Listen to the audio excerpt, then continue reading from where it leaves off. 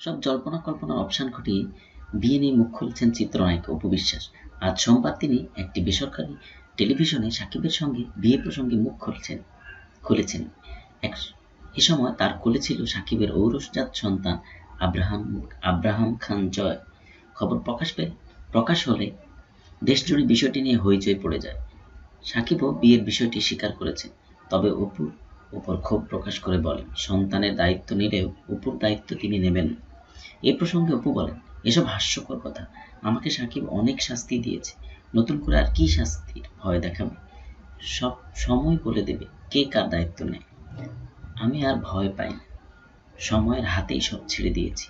অপু আরো বলেন, ওকে ভালোবেসে সব দায়িত্বই আমি পালন করেছি, প্রেমিকা হিসেবে, স্ত্রী হিসেবে। আমার পক্ষে আর গোপনে থাকা সম্ভব হচ্ছিল না। সন্তানের স্বার্থেই আমাকে প্রকাশ্যে আসতে হলো। অপু বিশ্বাস জানান, আজ রাতে তার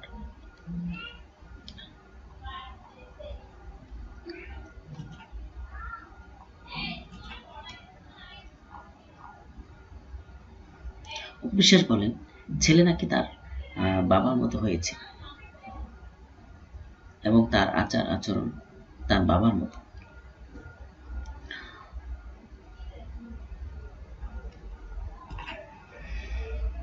কিন্তু আমরা ইদানিংকালে দেখছি যে অনেক নায়িকা বা ইন্ডাস্ট্রিতে যারা প্রথম কাজ করতে আসে, নায়িকা তারা বিভিন্ন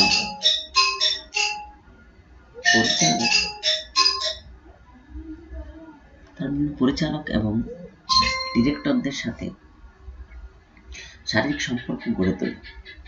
বলা হয়ে থাকে যে শারীরিক সম্পর্ক ছাড়া নাকি চলচ্চিত্রে অভিনয় করা যায় না।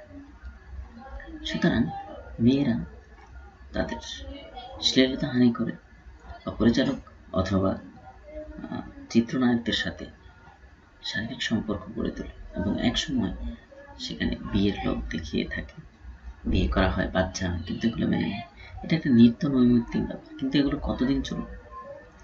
আর আমরা আরেকটা বিষয় চিন্তা করতে পারি যে যেসব মেয়েরা এই শুধুমাত্র চলচ্চিত্রে অভিনয় করার জন্য, চলচ্চিত্রে আসার জন্য তাদের নিজেদের যৌবন, জীবন সবকিছুকে বিলিয়ে দেয়, সেটাও কি ঠিক? অবশ্যই একটা মেয়ের জন্য তার বাচ্চাকে না মেনে নেয়, এটা অবশ্যই সমাজে একটি বড় ধরনের অপরাধ। কিন্তু আমরা আমাদের চলচ্চিত্রগুলোতে এই যে বাজে পরিস্থিতিটা গড়ে উঠছে, সেটাও তো একটা সমস্যা। সে ব্যাপারেও আমাদেরকে সচেতন হওয়া দরকার, যাতে আমাদের এফডিসির সিনেমা যেগুলো এফডিসি থেকে বের হয়, সেখানে আমরা যদি দেখি চলচ্চিত্র বিষয়ে পড়াশোনা নাই, চলচ্চিত্র নিয়ে কোনো চিন্তা ভাবনা নাই, এই ধরনের লোকটা চলচ্চিত্র বানাচ্ছে, চলচ্চিত্র সাথে জড়িয়ে আছে। সুতরাং চলচ্চিত্রের, আমাদের বাংলাদেশের চলচ্চিত্রের অবস্থা যেমন, চলচ্চিত্রের মানুষদের অবস্থা, চলচ্চিত্র যারা গবেষণা করে, যারা চলচ্চিত্র নিয়ে বেঁচে থাকে, তাদের অবস্থাও খুবই নাজুক। সুতরাং এই চলচ্চিত্রের দৈন্যদশা, চলচ্চিত্র মানুষদের জীবন নিয়ে আমাদের সরকারকে, সবাইকে ভাবা উচিত।